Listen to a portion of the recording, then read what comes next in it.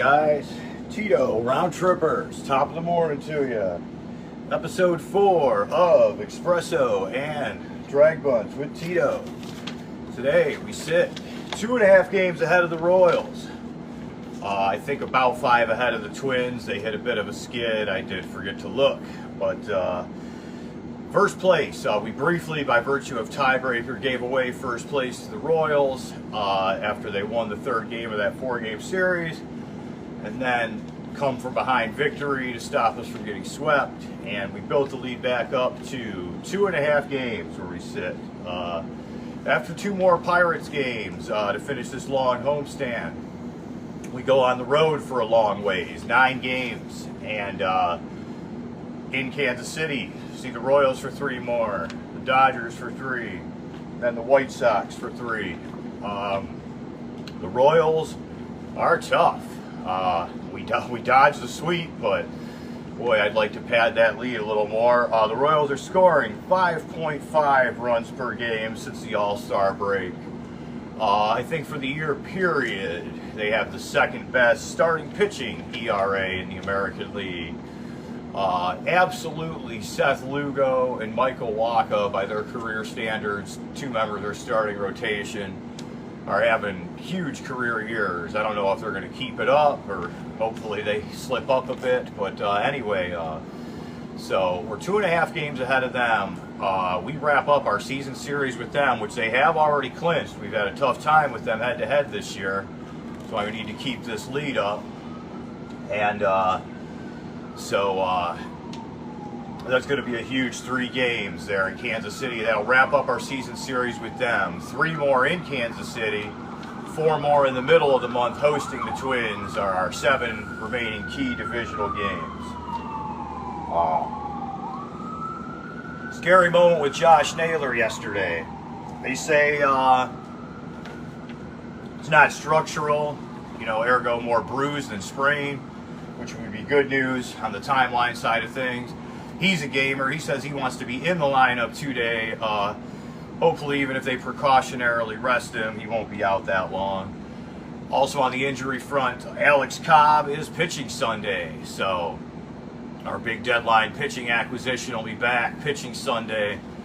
And hopefully, in the brief glimpse we got of him, he did a good job. So let's hope he can keep it going for us. We're on the road, as I mentioned, most of the time between now and next episode. I try and spotlight a marquee pitching matchup to get to the ballpark and see in every window of the show. And for me this time, since we're on the road pretty much the whole time before next show after this Pirates series, our next time at home is 2 Thursdays from now. We host the Rays. So this Sunday's Alex Cobb versus Mitch Keller. Mitch Keller is a pretty good pitcher for the Pittsburgh Pirates, so that's my ballpark pitching matchup of this period to catch if you can. They're down at Progressive Field. Hopefully nice weather, matinee game, good pitching matchup. So, for what that's worth, tomorrow afternoon we have Alex Cobb versus Mitch Keller. Definitely wanted to give a brief shout out to bunt master Austin Hedges. Another sacrifice bunt yesterday to pad the lead to 3-0. Yeah, we had a 4-0 lead yesterday. Survived a Pirates 6-run inning and won a wild one 10-8. In the course of that, Emmanuel Clase became our franchise saves leader at the age of 26. So tip your cap to that. That's pretty impressive. I don't recall, I forgot to make note of how many career saves, but he is this franchise's career saves leader already, after just this handful of years closing.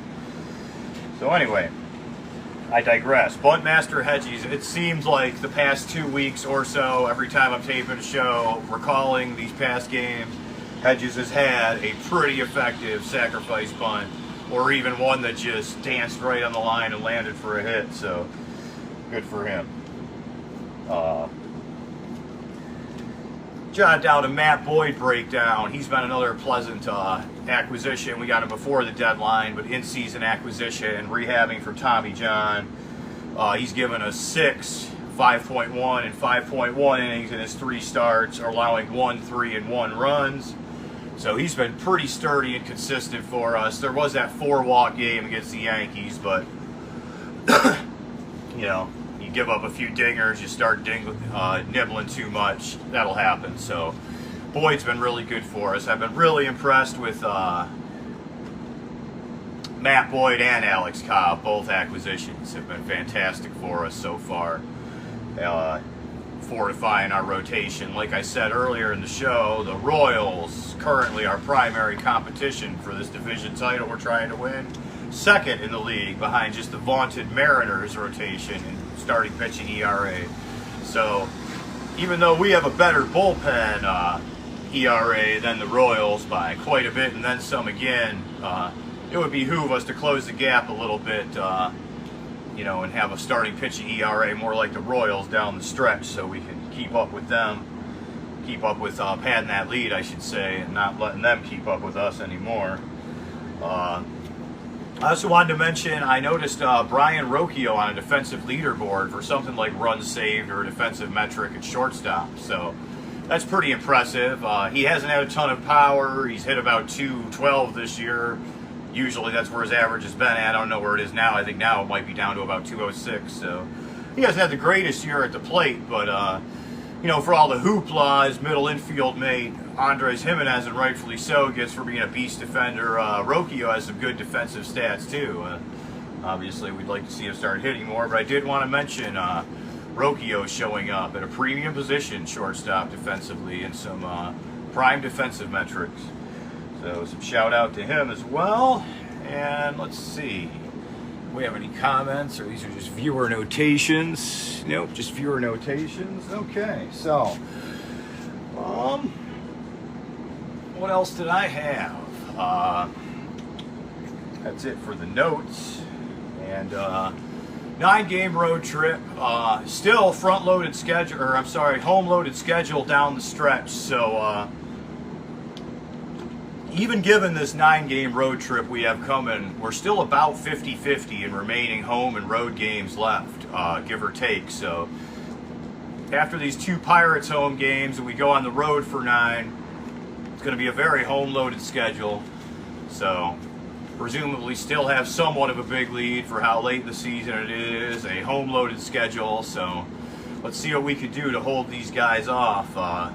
Like I said, we need a little better starting pitching ERA, and I'm hoping Cobb and Boyd will provide that. And it was nice to see, since my last show, Tanner Bibby and Ben Lively both had kind of poor outings, and the offense picked them up in like ultimate back-and-forth slugfest type victories. So Lively, especially earlier in the year, I remember he was dying for run support, so he was kind of due for the bats to give him one back. And yeah, let's keep padding this lead. The next show will be in 2 weeks, and hopefully we'll have about a 5-game lead on the Royals by then, which is quite late by mid-September standards. And that's all I got for today. Enjoy the holiday weekend. We're mostly on the road, but as I always say, get to the ballpark if you can. Guards up. Final word. Lake County Captains are in the Single A playoffs, September 12th at home, and the 13th if necessary, for their respective championship. Shout out to them, first half champs. Guards up.